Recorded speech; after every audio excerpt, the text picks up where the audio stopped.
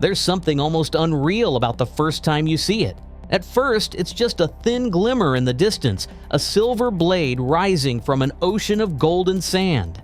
But as you draw closer, it stretches upward endlessly, slicing into the clouds as if it's trying to touch the edge of space itself. That's the Burj Khalifa. More than a building, more than a record breaker. It's a message written in glass and steel, a statement that says, humanity doesn't just build to survive, we build to dream. Yet, for all the headlines about its staggering height, the most extraordinary thing about the Burj isn't how tall it is. It's what covers it. Wrapped around this superstructure is a second skin, a shimmering glass armor designed to battle the elements of the desert. Because here, in a place where summer temperatures soar above 50 degrees Celsius and sunlight hits like a hammer, building tall is one thing. Making it livable is another challenge entirely. And solving that problem would push science, engineering, and design to their absolute limits. To understand how this tower came to exist, you have to rewind to a time before it dominated Dubai's skyline, a time when the city was more ambition than reality. In the early 2000s, Dubai was a rising power with a looming problem.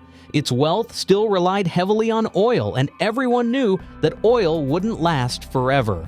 The city needed a new identity, something iconic, something permanent, something that would draw the eyes of the world. So its leaders came up with an idea that bordered on impossible: build the tallest structure humanity had ever dared to imagine.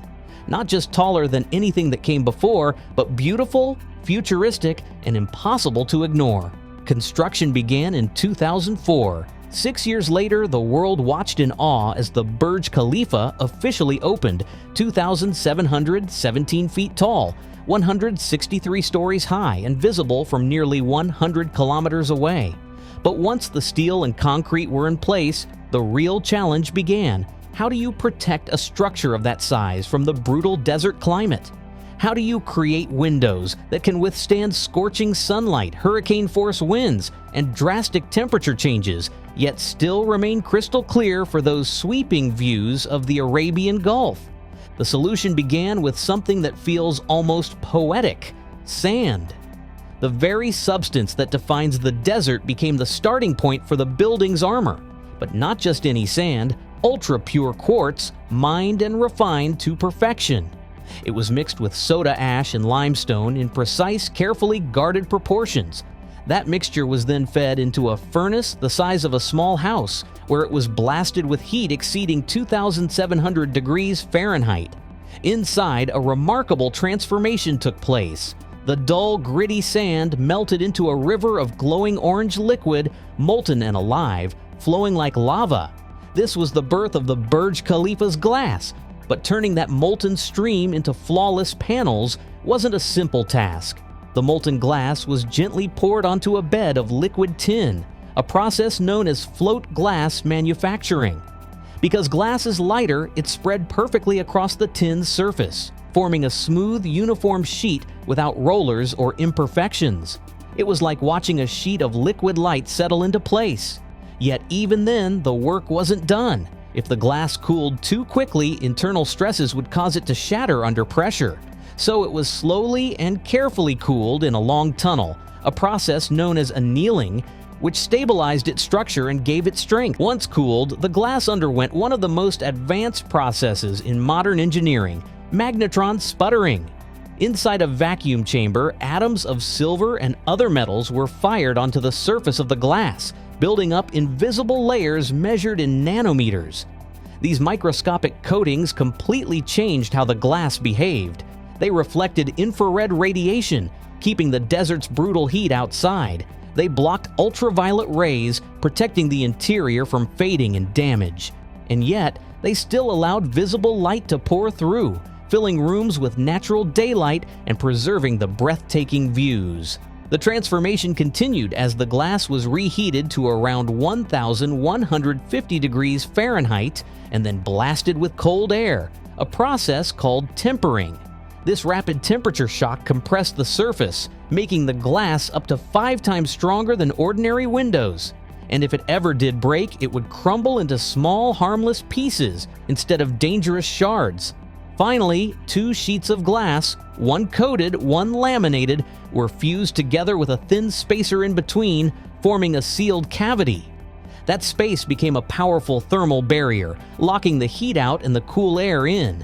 The result wasn't just a window, it was a piece of environmental technology. Of course, creating this advanced glass was only half the battle. Installing it on the tallest building on Earth was another story entirely. Each panel weighed hundreds of pounds, and more than 26,000 of them had to be lifted and attached with millimeter precision, hundreds of meters above the ground. Specialized cranes hoisted the panels into position while teams of workers, often suspended from harnesses high in the sky, guided them into place. More than 12,000 workers contributed to this monumental task, investing over 22 million hours to assemble the Burj Khalifa's shimmering exterior. And once installed, the glass didn't just sit there, it worked. In Dubai's humid climate, condensation forms naturally on the panels. Most buildings would simply let it evaporate. The Burj Khalifa, however, captures and collects it. The building channels this water into storage tanks, harvesting roughly 15 million gallons every year, enough to water all the gardens surrounding the tower. The structure isn't just standing in the desert, it's interacting with it, turning nature's challenges into resources. What began as sand now acts as a shield, one that reflects light, regulates temperature, blocks radiation, and even gathers water from the air. It's more than glass, it's a living skin, a technological armor that makes it possible for people to live and work comfortably in a place that should, by all logic, be inhospitable. And it's a perfect metaphor for what the Burj Khalifa represents: the idea that human ingenuity can reshape the natural world, bending it into something that serves our ambitions instead of standing in our way. But the story of the Burj Khalifa's glass isn't just about engineering brilliance, it's also about how far humanity is willing to push its own imagination. Because when you peel back the layers of that shimmering facade, what you're really looking at is a philosophy, one that's repeated across countless industries and inventions. It's the idea that raw, messy materials from nature can be transformed into something refined, purposeful, and world-changing. We've done it for centuries: sand into glass, iron into steel, crude oil into fuel. The pattern is the same. We take what the earth gives us in its most chaotic, unrefined form, and through science and ingenuity, we shape it into something that powers our cities, connects our continents, and redefines what's possible. The Burj Khalifa is just one, albeit spectacular, expression of that story. It's a concept you see clearly when you compare glassmaking to another cornerstone of the modern world: oil refining.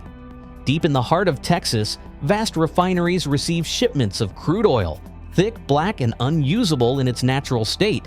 It's heated, distilled, broken apart, and recombined into products that power planes, cars, and industries. It's a transformation that turns a worthless raw substance into the lifeblood of modern civilization. And in many ways, the process mirrors what happens inside a glass plant. Both take elemental resources and, through extraordinary precision, elevate them into something extraordinary. That's the deeper story hiding behind the Burj Khalifa's reflective skin. Each of those 26,000 panels is more than a construction material. It's a triumph of chemistry, physics, and design. It's proof of what happens when thousands of small decisions, the right sand, the right coatings, the right temperature, the right installation techniques come together in perfect harmony. And it's proof that no dream is too ambitious if you're willing to solve 1,000 small problems on the way to achieving it. Every detail of the Burj Khalifa's design reflects this mindset. Even its Y-shaped floor plan, inspired by a desert flower, is about more than aesthetics. It channels wind around the structure, reducing pressure and preventing the kind of vortex shedding that could make a tower sway or vibrate uncontrollably. The building doesn't just resist the elements, it collaborates with them, shaping and redirecting their forces. The same principle applies to the glass. Its coatings don't merely block sunlight, they manipulate it. Infrared wavelengths are reflected outward, ultraviolet light is filtered, and visible light is diffused in just the right way to illuminate the interiors without overheating them. The panels don't just stand there passively, they're actively working every second of every day to maintain the tower's delicate internal environment. And while they're doing that, they're also collecting and redirecting water, millions of gallons of it each year. What would otherwise evaporate into the desert air is captured and put to use, watering the landscaped gardens that surround the tower and softening the harshness of the environment. This isn't just clever engineering, it's a subtle form of sustainability. In a region where water scarcity is a daily concern, the Burj Khalifa quietly demonstrates how even the most iconic structures can help sustain the ecosystem around them. That attention to detail extends far beyond the materials themselves. The installation of the glass panels was a logistical operation as complex as the Apollo missions. Each panel had to be manufactured, shipped, lifted, and secured in an order so precise that even a single mistake could compromise the building's performance.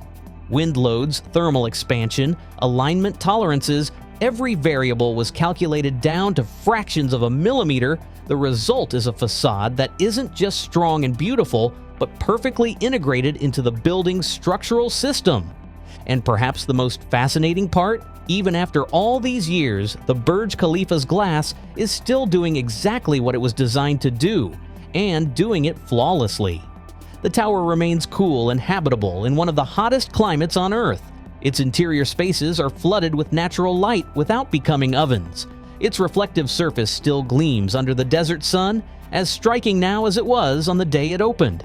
When people visit the observation deck and gaze out over Dubai's skyline, they're usually thinking about the view, about the sheer height, the endless city below, the Persian Gulf stretching into the horizon. What they don't realize is that the only reason they can stand there comfortably, hundreds of meters above the ground, is because of the invisible science all around them.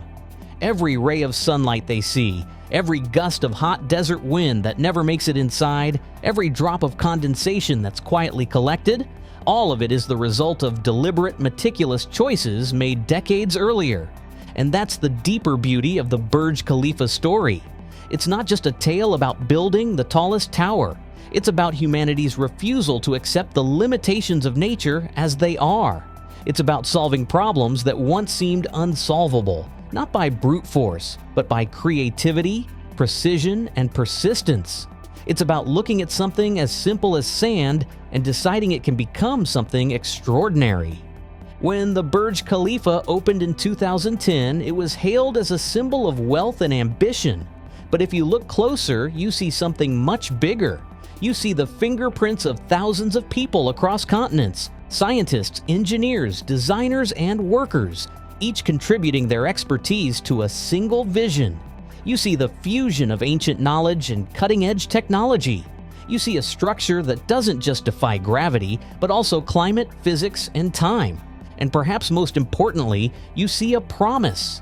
A promise that no matter how extreme the environment, how audacious the dream, or how impossible the goal, there's always a way forward if we're willing to innovate. The Burj Khalifa isn't just a skyscraper, it's a testament to what humanity can achieve when ambition meets ingenuity. So the next time you see that iconic spire gleaming against the desert sky, don't just think of it as the tallest building in the world. Think of it as a story told in glass. A story of transformation, collaboration, and relentless curiosity. Think of the sand that became glass, the glass that became armor, and the armor that became a beacon of possibility. Because in the end, that's what the Burj Khalifa truly is. Proof that the impossible isn't a wall, it's a starting line. If stories like this fascinate you, the ones hidden beneath glass and steel, where science meets imagination and engineering turns into art, then don't stop here. There are countless more creations around the world with secrets waiting to be uncovered. So stick around, hit that subscribe button, and join us as we explore the extraordinary ideas shaping our future, one masterpiece at a time. Because behind every skyline and every invention, there's a story. And we're just getting started.